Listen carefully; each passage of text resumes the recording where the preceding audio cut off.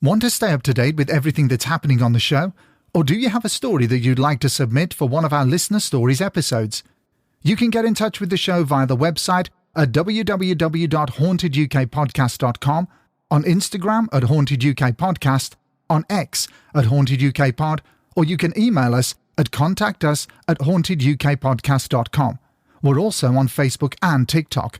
And if you want to support the show, you can do it via either Patreon or Ko-fi.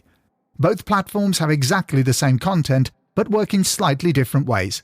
One of the advantages of Patreon is its sleek user interface, but if you want to avoid those pesky additional charges Apple, Google, and Patreon apply to your subscription, then why not give Ko-fi a try? Simply open a browser window and type ko-fi/Haunted UK Podcast. That's Ko-fi/Haunted UK Podcast, and you'll soon find us. Whichever platform you choose, we're sure you'll enjoy the bonus content. Thanks for listening, and enjoy the episode.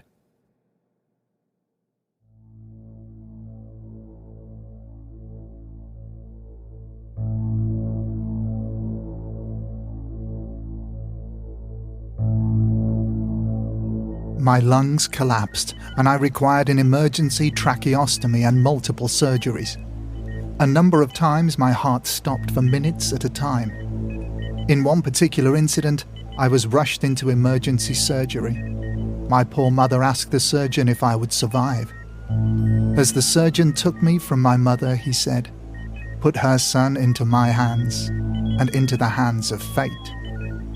During this surgery, I was about to be pronounced dead before the doctors managed to resuscitate me. On recovery, I grew healthy and strong.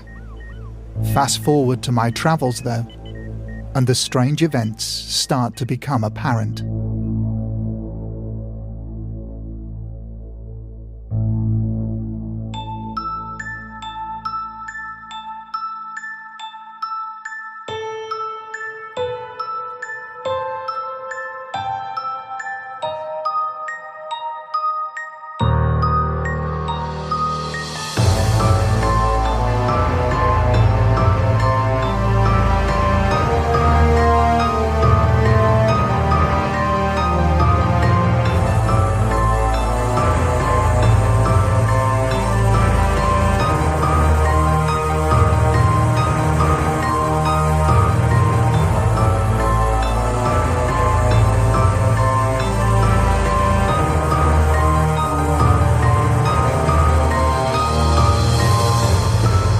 This is episode 40, part 4 of the Haunted UK Podcast's Listener Stories, and it's once again time to be amazed and frightened by your stories.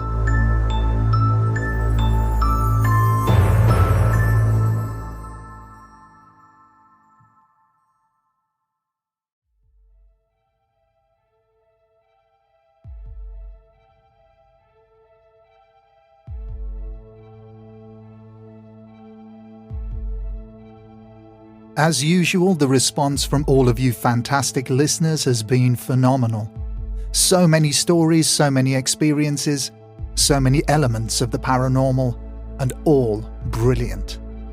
A huge thank you to each and every single one of you who have taken the time out to type your stories up and send them into the show. It's massively appreciated. So without any further delay, let's kick this episode off by crossing the Irish Sea and the threshold of an old school, where our listener witnessed terror in its purest form. When I was 12, I went to a boarding school in Newbridge, County Kildare. The school was run by Dominican friars and had all the disconcerting features typical of an old building. Rooms were cold with high ceilings and rattling windows. Religious iconography proliferated the corridors, and from the shadows a palpable eeriness emanated like an invisible fog. A dark and intimidating forest surrounded the western side of the school, and once lights went out at night, a sense of unease crept through the dormitory, as the fears conjured up by young minds alone and far from home imagined strange, unseen horrors. While that might be somewhat fanciful, What follows is the unvarnished truth. One evening in October of my first year, I was hanging out with a few peers during a break from study. It was about 8 p.m, and we were in a corridor which contained the classrooms where we studied. At the end of the corridor was the office of Father Murphy, the chaplain. I don't recall what my classmates and I were talking about, but suddenly Father Murphy appeared from his office and told us to sternly leave the corridor and go somewhere else. His manner was urgent and out of character. Something in his tone and facial expression told us that he was deadly serious, and there was no time to waste. As we exited the corridor, a young man, perhaps in his early 20s, and an older woman walked by us, and were met by Father Murphy. There were no words exchanged. Instead, he took them down the corridor to his office. About 30 seconds later, another priest, Father Kelly, appeared and went hastily to Father Murphy's office. That was the last we saw of the event, but something about it stayed with me for almost 40 years. When the younger man walked by us, he glanced our way, and in that instant, I saw a face that I can only describe as choked with terror. Terror is the only word I have to describe it, but it doesn't do it justice. His face was drained of color, as if something had stolen his soul. His eyes were wide but remote. It chilled me. It chilled all of us. We looked at one another in shared bewilderment, unable to articulate what we'd just seen. Days later, a rumor began to circulate that the young man had been brought to Father Murphy by his mother to be blessed. As the story went, the young man had seen a banshee. To this day, I am utterly convinced that this is exactly what he saw. Ghosts and stories of the paranormal have fascinated me my whole life, and though I don't write in the horror genre, ghosts often feature in my stories. Once again, thanks for the opportunity to tell you these tales. Usually when I tell them, people take them with a pinch of salt, but they did happen, and it's nice to find a person who's receptive to them. Rob. What a chilling tale, I'm sure you'll all agree. Our next story is from Georgina from Birmingham, and she writes, Hello. I note you were asking for listeners to add to your season finale episodes. I hope my experiences will be of interest, but understand if they aren't. I have had many experiences growing up with the paranormal. When I was very small, I had the experience of someone sitting on my bed during the night and me not being able to move my feet. This happened sporadically to both me and my younger sister, right up to our teens. My sister was brave enough to open her eyes once and saw a person outlined in a shimmery blue light. She couldn't make anything out other than it was the shape of a person. She soon ducked under the covers and wouldn't look again. She was obviously much braver than me. When I was about 10, I was being a bit naughty and got out of bed to play with my toys on the bedroom floor. My bedroom light was off, but the hall or landing light was on. I'm not sure what time it was, but I certainly should have been asleep. Whilst playing, I looked up and saw a solid yet shadowy figure in the doorway. From the size and shape, I assumed it was my mom. Through fear of being told off, I jumped quickly into bed and pulled my covers up. No noise was made, and I thought that was odd, as Mom would surely have shouted at me. In the morning, I said to my mom, "You scared me last night when you came into my room. I thought you were a monster." That was when I was told that my mom hadn't come into my room, and she didn't know what I was talking about. During a psychic reading a good number of years later, I was told that my grandmother had come through. She died aged 29 in 1939, when my mother was just 9 years old. My grandmother apologized for scaring us and just wanted to sit on our beds and make sure we were okay. I felt comforted by this, but it didn't stop me feeling scared when I was little. I very occasionally have someone sit on my bed now, but I just either ignore them or say hello. Another experience of note is when my mum had passed away in 2016. I was getting ready to go with my family to register her death, and emotions were obviously high as you are never ready to lose your mother, no matter how old you are. I was in the bathroom with the door open, just brushing my hair in the mirror. I then saw, in the reflection, my mom walk across my landing into my son's bedroom. I instantly felt comforted and shouted out, "Hello, Mum."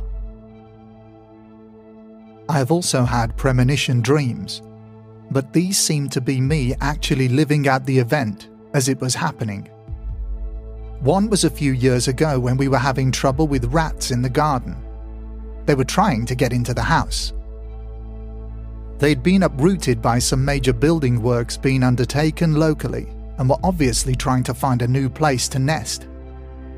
I dreamt that there was a rat in the dustbin in the back garden who couldn't get out and was panicking. I sleep at the front of the house, and the dustbin was at the bottom of the garden. On checking in the morning, there was a dead rat in the bin. The second dream happened in 2011. I had a vivid dream that I was trying to get up a mountain and was screaming at my family to hurry up, as the water was coming and we needed to get to high ground. I woke up disturbed by this as it was so real. On checking the news that morning, I discovered that Japan had suffered the awful reality of a tsunami hitting their shores. I was a bit freaked out by that one. Keep up the good work. Love your podcast. Georgina. We now hear from a collection of accounts from Simon Aspinall.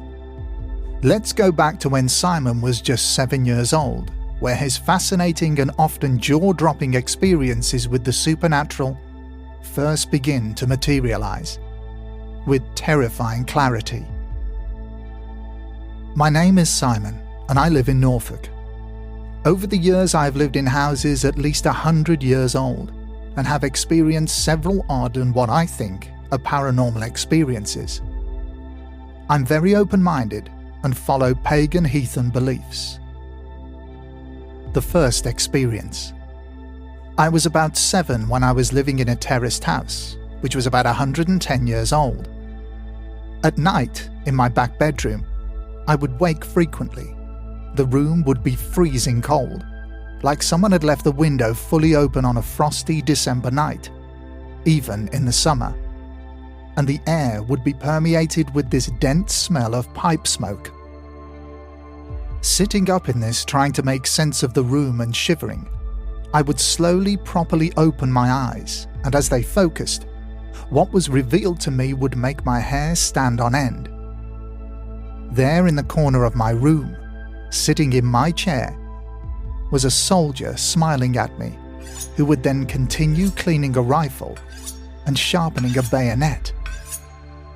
Naturally, I screamed the house down for the first couple of times, but after that, I wasn't scared. So I tried talking to the soldier, who just looked at me benignly, smiled, and faded to nothing. This happened for a couple of years, then the house was modernized by the housing association, and the soldier never returned. But on occasions, the room would go icy cold, and I would smell pipe smoke. Experience 2. I was 15, and 5 years previously my parents had converted to the Jehovah's Witness faith. At this time, my mum and her friend, also a Jehovah's Witness, conducted a Bible study group at another woman's house. During the study, the woman who owned the house told us she had been having issues with spirits bothering her, moving objects and such like. I remember trying not to giggle, thinking it was all quite nuts. So my mum was asking her about the experiences, and the woman told us all in great detail. But then, all of a sudden, the Bible rose in the air and stuck to her face. We all gasped, and of course the poor woman started screaming and seemed to be having a panic attack. My mum's other friends started shouting Jehovah's name and commanded the demon to leave. I was just sitting there watching, wondering what was happening. Then the Bible dropped to the floor, and I saw all the ornaments move on a bureau in the corner of the room. My mum checked I was okay, and we left the house, with me being instructed that we would never, ever mention the incident again. Yet the story gets stranger. I quit religion when I was 18, as it wasn't for me. And so years later, I was working as an antique furniture restorer and got an apprentice to train. After chatting and getting to know the new fella, it turned out he lived 3 houses down from the woman where the Bible study group was. I mentioned nothing of the incident, but said that I knew of the area and the street. The lad then started telling me about a lady who lived near him who used to scream lots, and lights in her house would turn on and off during the day and night. Neighbours would often call the police as they heard smashing crockery and glasses. Experience 3. I took my partner to Winterton Roundhouses on the Winterton coast for a birthday surprise. We were booked for one night and drove to the house. After arriving, we got the key from reception and let ourselves in. It was warm, cosy, with a lovely view out to sea from the bedroom at the back of the house. We had some food, a glass of wine, and cuddled on the sofa watching a movie. We went to bed at around midnight. At around 2 a.m, my partner started freaking out, saying that something was at the back of the building near the bedroom window. I jumped out of bed, pulled the curtain back to look, and my partner went crazy, shrieking, "Look out, it'll get you!" I was shocked, yet there was nothing there. But she was shaking and a wreck. I asked what she could see, and my partner said it was an entity that felt primal. Calming her down, we agreed to pack and leave for home. We stuffed things in a bag. I brought the car to the front of the house and had to walk my partner to the car as if escorting her, checking behind us every few steps. She got in the car and locked the doors. I locked the roundhouse and noticed a sudden drop in temperature. It was a hot summer night, and a feeling of being watched from around the side of the building. My neck hairs raised. I felt my senses heighten, yet I calmed myself, ran to reception about 4 meters away, and posted the keys in a drop box. As I stood up and turned around, I looked back at the roundhouse. I couldn't see anyone, so I ran to the car, unlocked, took one last glance, and saw nothing. We drove away with my partner constantly checking behind us whilst crying. When we were about 30 minutes away, I quizzed my partner what was going on. I knew she was gifted with being able to see spirits and has a family history of seeing ghosts, etc. She explained whatever the entity was.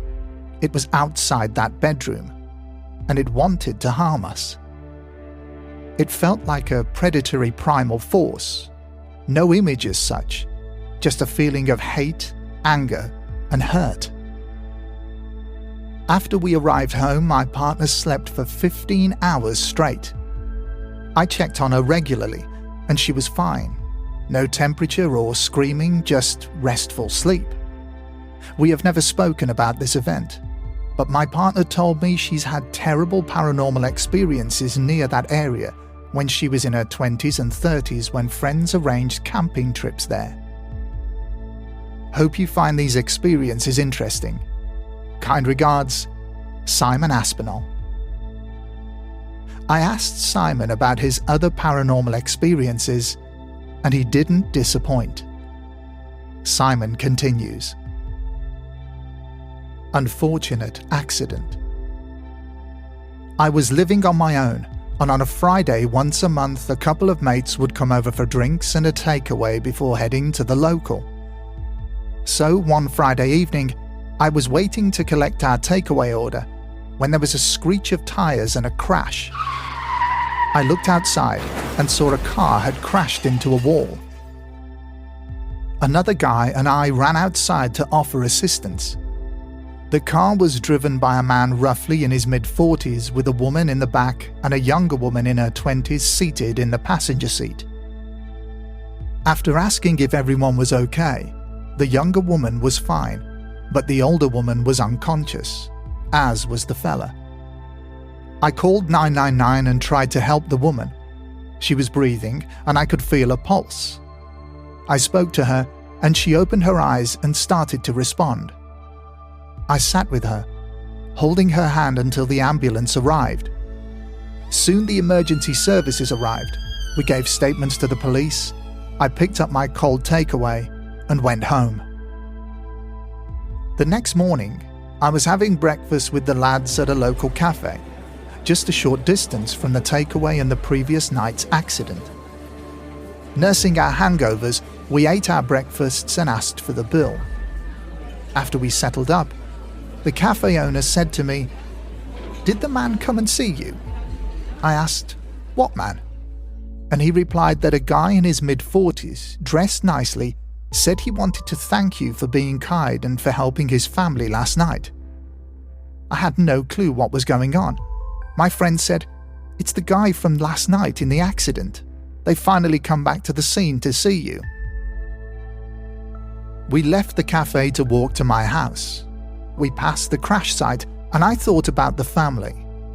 Later that evening on the local news, the accident was mentioned, stating the reason for the accident: the father had a heart attack and died later in a hospital on Saturday morning, with his family by his side. I must add, after the events of the accident, I paid for counselling as the thought of a ghost looking for me freaked me out. Hospital experience. Back in 2016, I was fortunate to receive a life-changing organ transplant. The surgery went well, and after some minor issues, I was discharged. For a short period after, I attended a specialist unit with my local hospital 3 times a week for a blood test and checkup. Whilst waiting for my one result one evening, I saw a doctor who had treated me for years and was considered a family friend pass by the room I was waiting in. I said hi, and he stopped, popped in and congratulated me on my transplant and patted me on the shoulder and said, "Must run. I need to catch up with another patient in the blue room."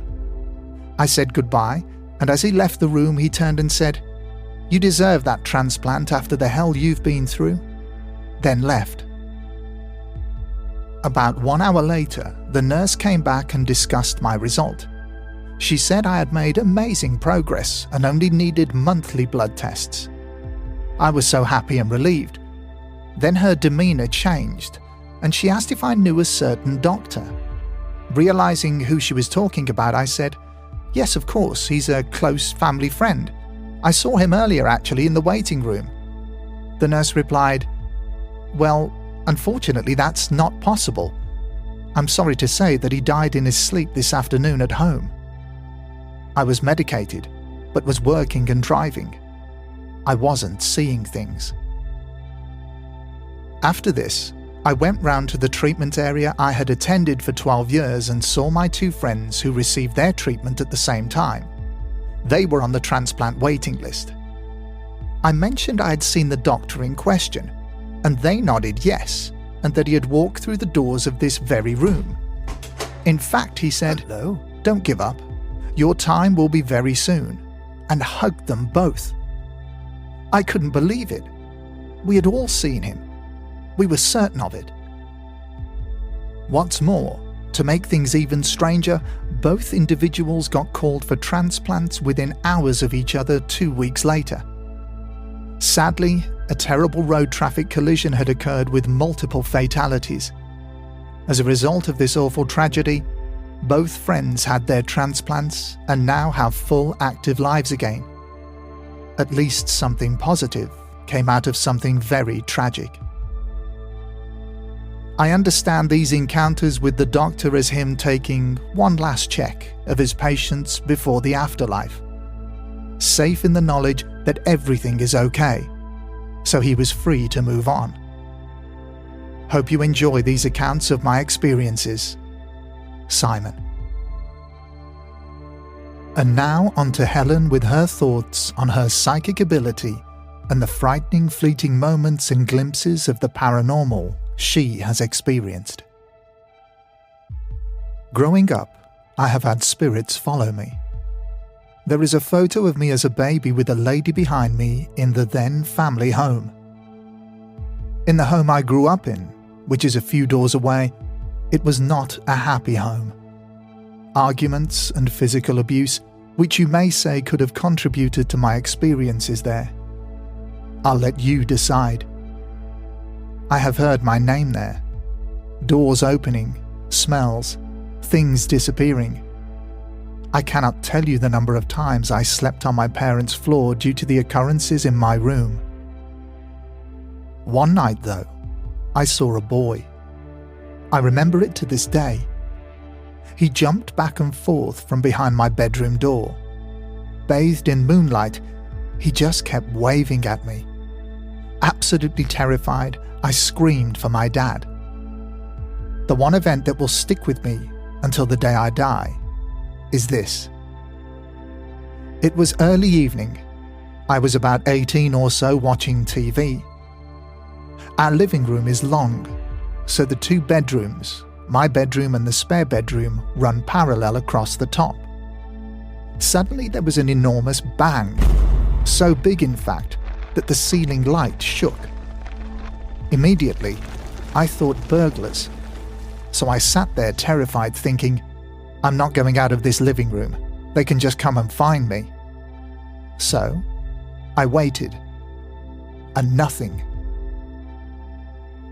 I couldn't climb out of the windows as they were locked. I knew I had to find out what was going on.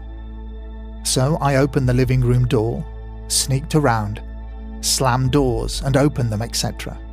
And nothing. I thought maybe a painting had fallen or my guitar, but nothing.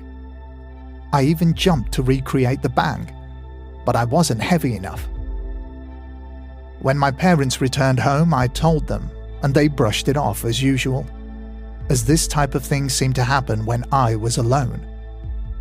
At the time, I decided to record my room, as it always felt like someone was watching me. The sounds I recorded sounded like old latches being pushed down to open a door, and things being moved and replaced like when you are dusting. I believe I have some ability, though I often avoid mentioning it, as I'm wary of people's reactions. For example, my dog died many years ago, and at times I feel him with me. I have told no one about this. But I used to work in a bank, and one day a lady came up to me and said, "There's a white dog by you." I denied knowing what she was talking about, but of course, I knew it was my dog. I've been to the vaults in Edinburgh and got pushed. And one more thing, and this is even weirder. I had a word in my mouth and couldn't stop saying it. Tupelo. It's not a normal word. Anyway, a few days later there was a plane crash on TV, and that was the name of the plane. What is that about? Sadly, I'm not psychic enough for the lottery numbers. Sometimes I know things. Sometimes I hear things like what people are thinking.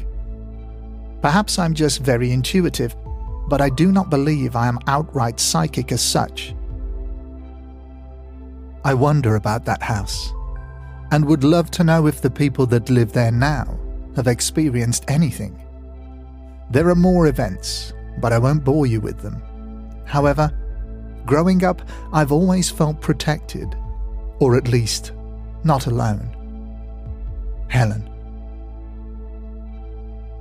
Thank you, Helen, for sharing these difficult and what must have been very frightening experiences with the show. And now we move on to Peter's story.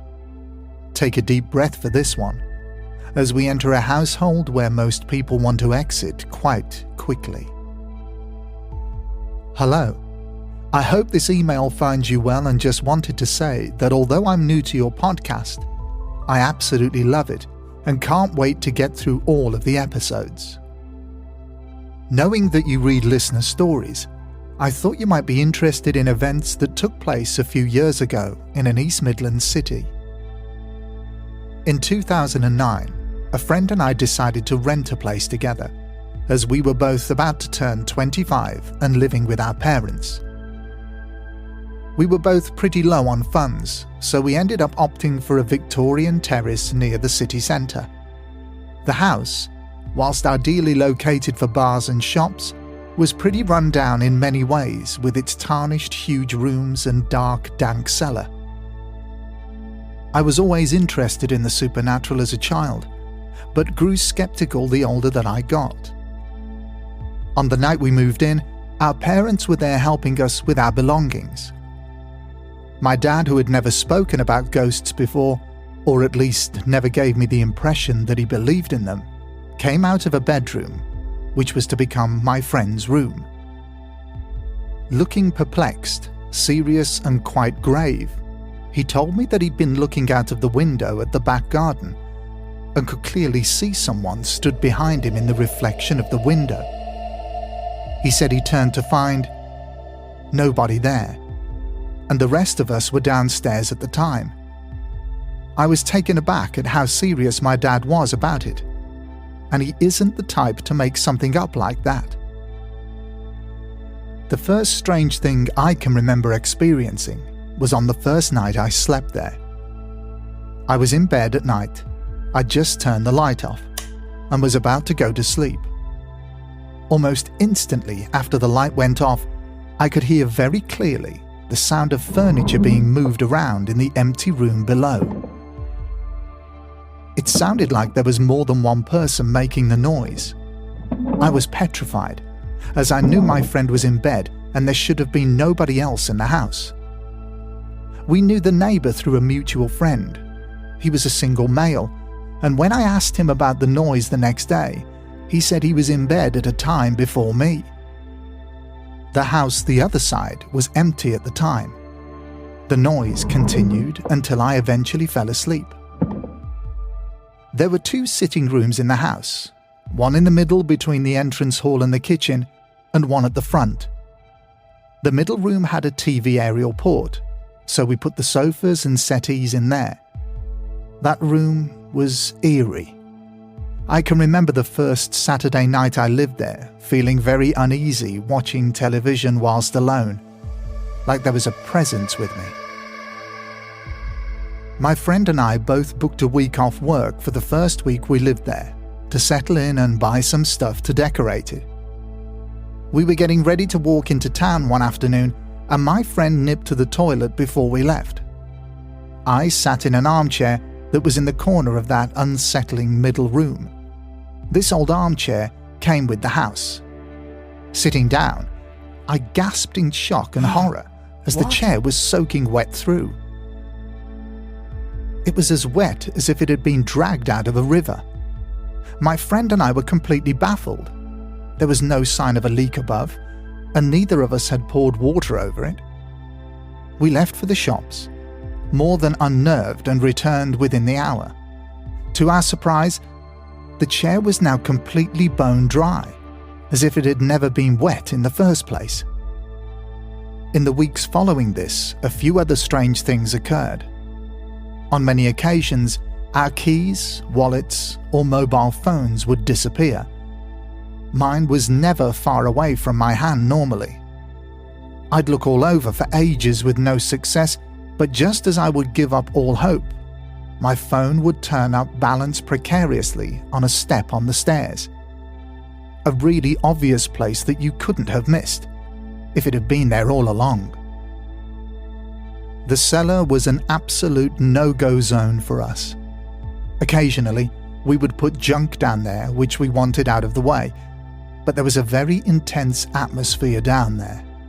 Personally, I could only last a few minutes down there before wanting to make a hasty exit. It was a large, cold cellar with many uninviting dark corners. It always felt like something or someone was lurking. The smoke alarm, which was in that eerie middle room, used to randomly go off at all hours of the day, with no sign of smoke to set it off.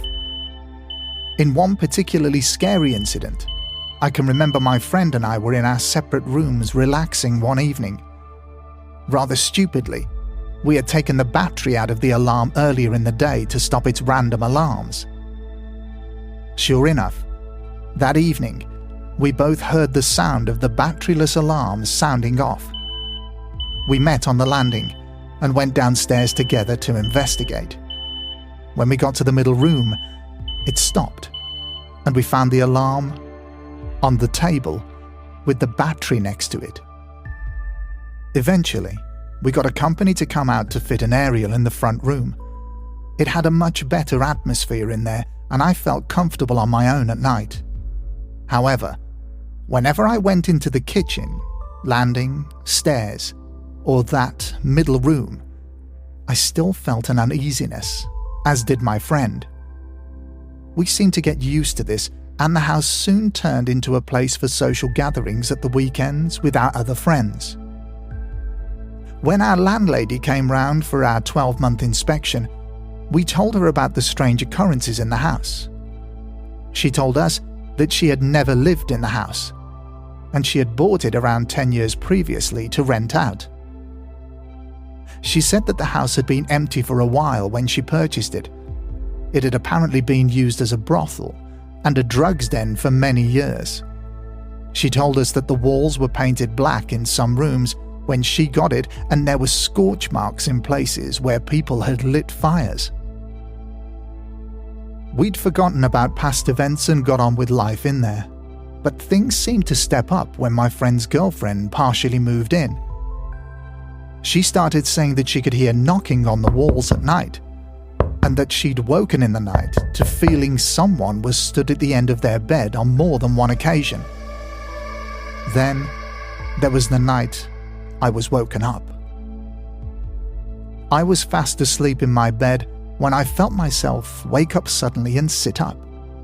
As I did, I saw very clearly one of my CDs fly across the room and hit the wall, as if it had been thrown with some force. I was definitely alone in the room at the time. Frozen with fear, I couldn't believe my eyes. I decided to grab my phone and document what I'd just experienced in the form of a Facebook status, just to prove to myself that it wasn't a dream. A status that crops up every year on my Facebook memories to this date. In another incident, I was stood at the back door in the kitchen smoking a cigarette. Behind me, I could hear the sound of movement towards the front of the house. I assumed it was my housemate coming home, but as the movement grew closer, it stopped. I felt like somebody was at the opposite end of the kitchen to me, but there was nobody there. For some reason, I felt brave and wasn't in the mood to be spooked. I shouted, "Hello?" and then around 10 seconds later, the kettle flicked on by itself and started boiling. Instinctively, I replied in a commanding manner, "Turn it off!" and almost immediately, it stopped. I was not in a happy place at that time, and for some reason, this incident didn't scare me. I guess this is all leading up to an event which disturbed me the most. When I had an old friend over for a catch-up one evening. My housemate was staying at his girlfriend's parents', so it was just me and my friend.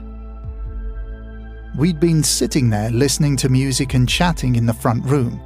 Note, not that middle eerie room. I got up to go to the kitchen to make a drink and my friend stayed in the front room. Whilst in the kitchen, I could hear him talking in what sounded like the hallway at the bottom of the stairs. I came through, and he was leaning on the banister talking up towards the top of the stairs. Should we get a takeaway? As he turned and saw me stood at the door of the middle room, he turned completely ashen. I asked him if he was okay, and he struggled to get his words out. He told me that he'd clearly heard footsteps come towards the room and then up the stairs. The front room wall was next to the stairs. He said he went out of the room to ask me something, and saw what he presumed was me go around the corner at the top of the stairs.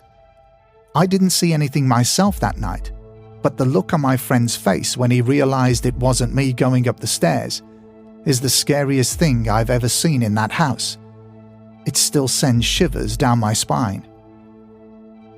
Shortly after this, I met my girlfriend, who is now my wife. We moved into a property together 6 months after meeting.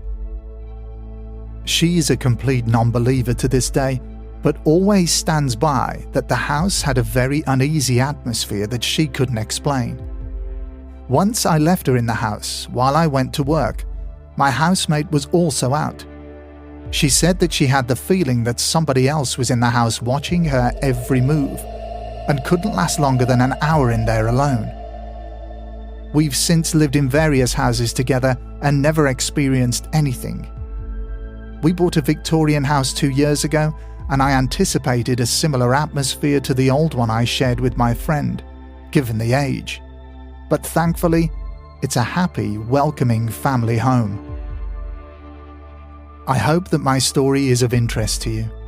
I have had other experiences in my younger years, but feel they could be explained as a vivid imagination.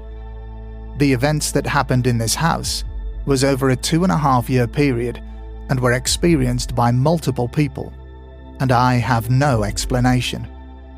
Keep up the great work. This podcast has reignited my childhood interest in the supernatural and jogged my memories from the spooky goings-on at that house I shared with my friend. Kind regards, Peter Connor. Our next story covers a very unsettling and upsetting moment for our listener, who wishes to remain anonymous. Hi. Thank you for continuing to upload your podcasts and for inviting your listeners to send in their experiences. My experience happened about 30 years ago. My story is a simple one, but I hope it's of some interest. You can make your own mind up as to whether my experience was genuinely supernatural or a case of an overactive imagination.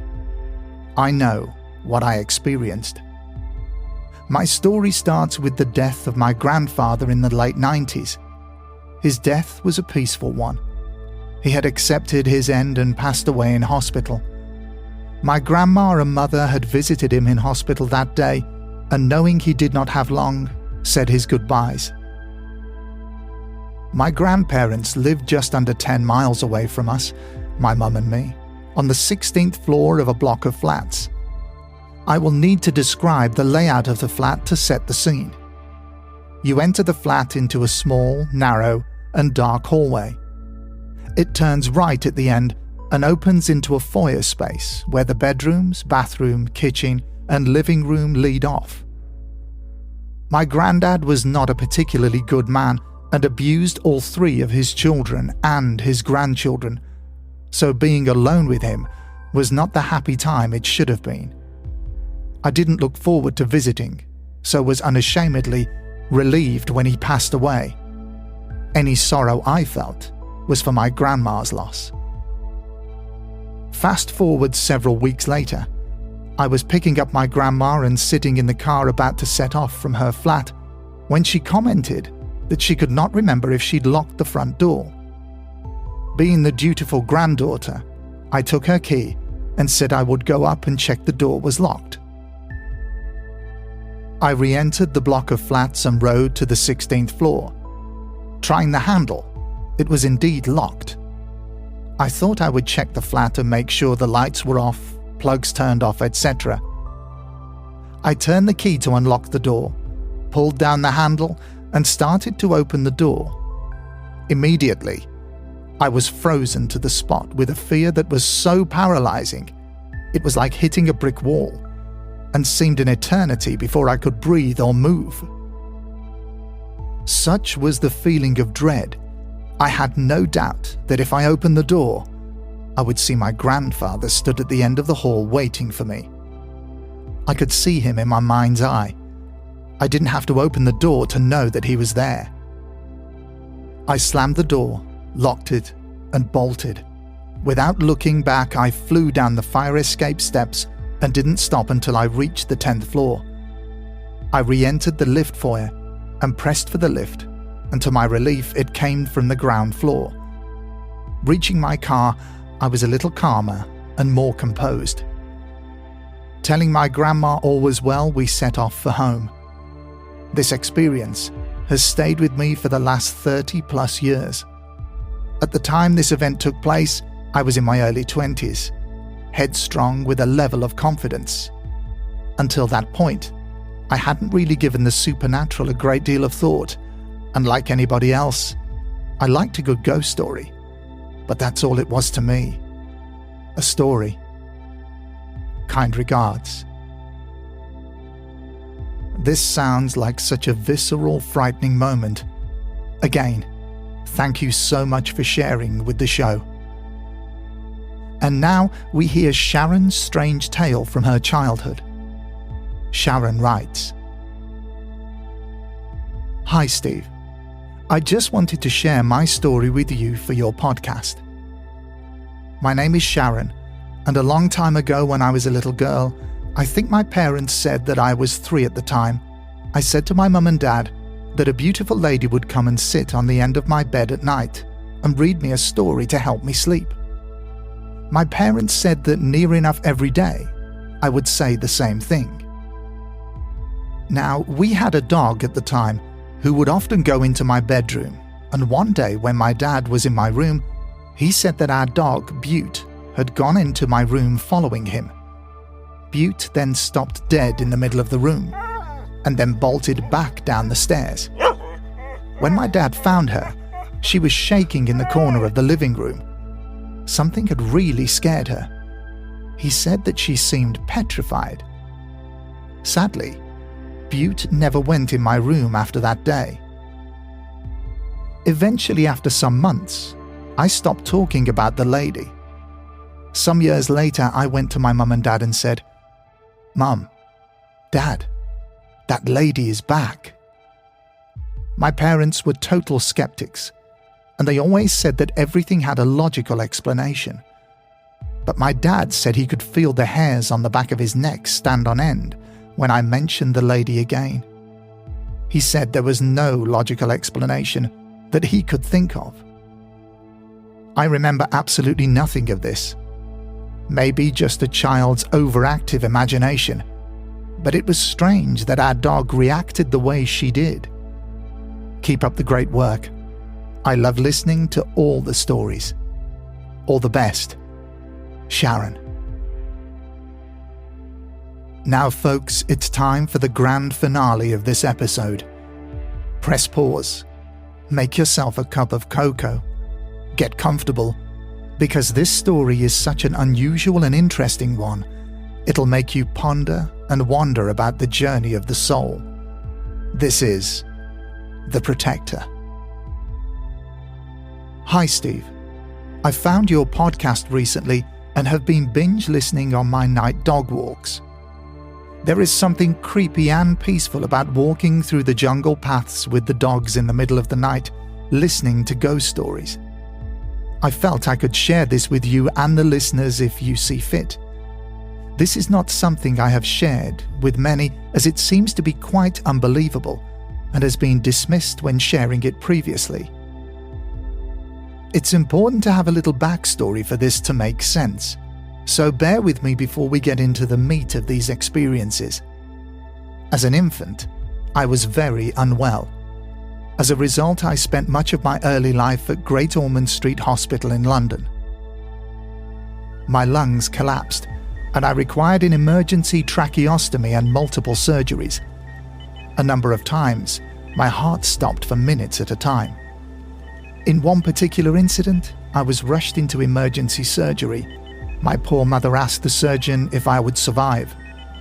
As the surgeon took me from my mother, he said, "Put her son into my hands and into the hands of fate." During this surgery, I was about to be pronounced dead before the doctors managed to resuscitate me. On recovery, I grew healthy and strong. Being raised in Ayrshire, Scotland, there was no lack of haunted places and experiences had by many. However, I only ever sensed these strange feelings, so to speak, upon entering these areas, and then they would quickly vanish.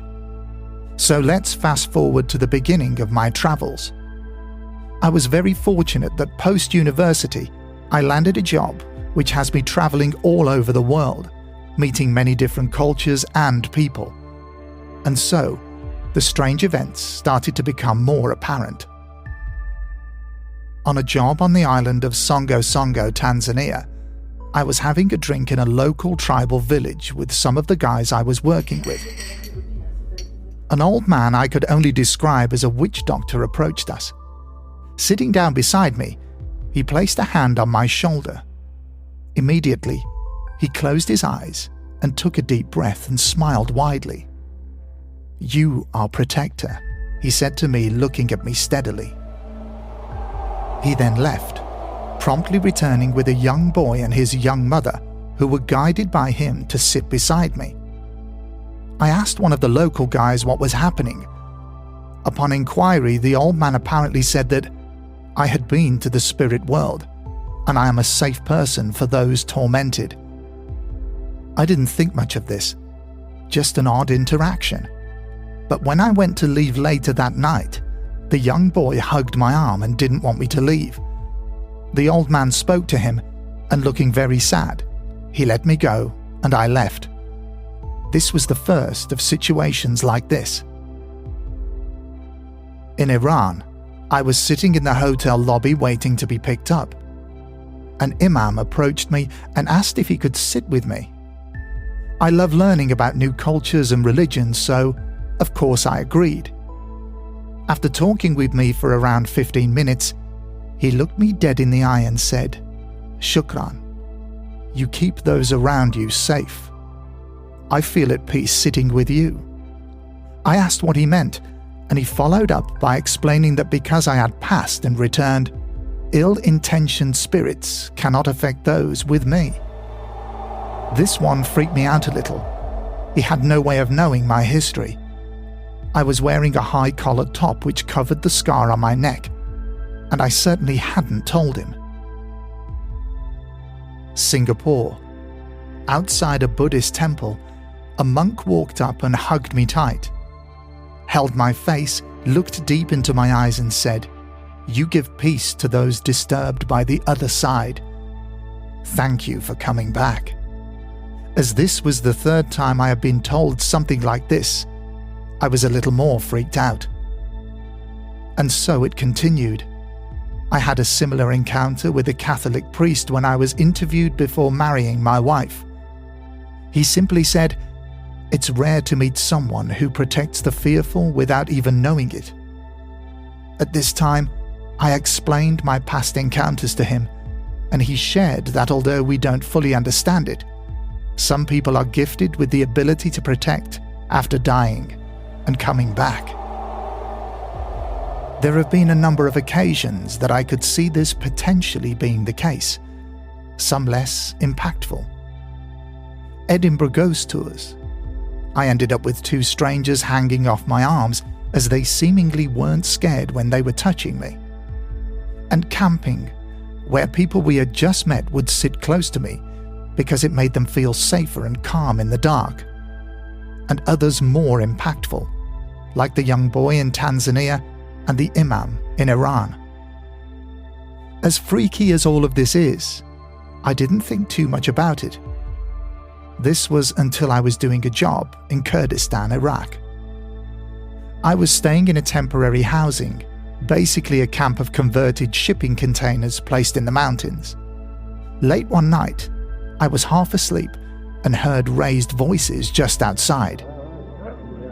Irritated, I was thinking it was some of the security team. I got out of bed, threw on some kit and stepped outside. I was all set to tell them off for waking me, but no one was there. Heading back inside, I felt a cold shiver and turned abruptly to, well, nothing. The room had become a lot colder, which I chalked up to the fact that I had opened the door in the mountain air. I locked the door and went back to bed. This is where I become unsure of whether I was awake or asleep. Out of the corner of my eye, I saw a little girl sitting on the floor in my room. I turned and saw that she was local, wearing traditional dress and looking quite tired. I asked what she was doing here and if I could help her, giving her a small pack of biscuits I had taken from the hotel on the way to the camp as an offering. She kept repeating, "Emien, Emien," and then she would keep talking, eating the biscuits. I remember so clearly formulating a plan of calling security on the radio for a parameter check and to have her taken somewhere secure. But I never did that. Instead, the next thing I remember is waking up in the morning. I assumed it was just a dream. However, there was a biscuit wrapper on the floor, and I had clearly dumped my kit back down after coming back in from checking on the voices. At breakfast, I shared this experience with one of the local contractors who I'd been getting on very well with. He shared that there was a small farm where the family had been killed by raiders, one of whom was a young girl, and that Emien was Kurdish for safe. I don't know exactly what to believe with all of this, and you can see why it isn't something I share too often with people. The experience in Kurdistan happened 13 years ago, and I have since made big changes in my life. I am a husband, a father, and a canine behavioral specialist and trainer living in Singapore. I have not had an experience like that in a while, but now and again, I feel a shiver and turn, and it takes me a moment to feel warm and feel comfortable once again. Looking forward to many more episodes of Haunted UK. Cheers. Fraser Noble.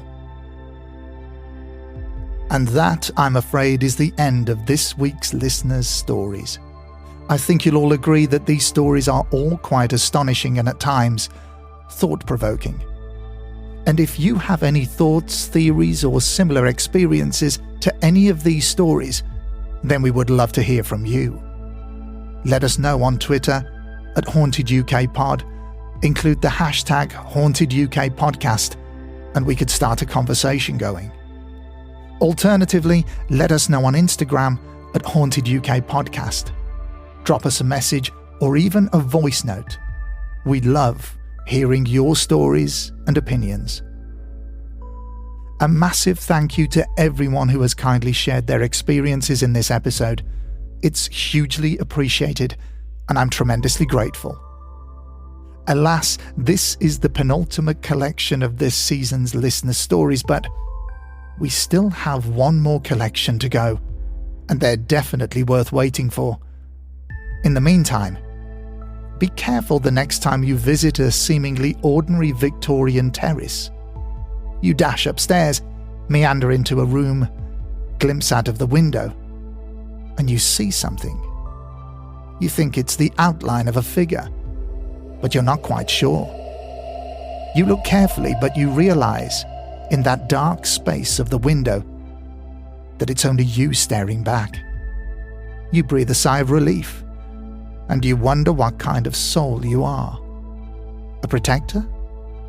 Or a soul who needs protecting? Suddenly it dawns on you that the next person to feature in a listener story could be you.